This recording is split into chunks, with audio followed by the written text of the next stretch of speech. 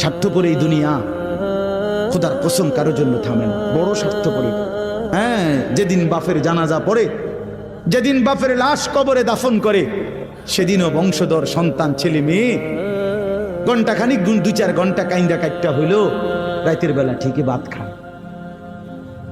হ্যাঁ, পাশের ঘর থেকে খানা আনে, বাবারা ঠিকই খায়।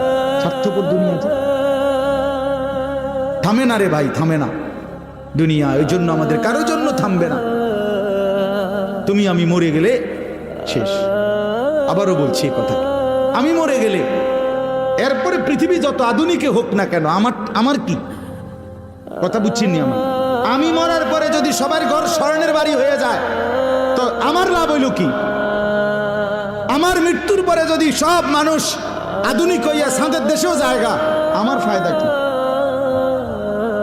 আমি তো না, আমি তো মরে গেলাম। যে কবরে চলে গেল সে কি আর ফিরে আসবে? আল্লাহ আমাদেরকে বুঝ দান করেন।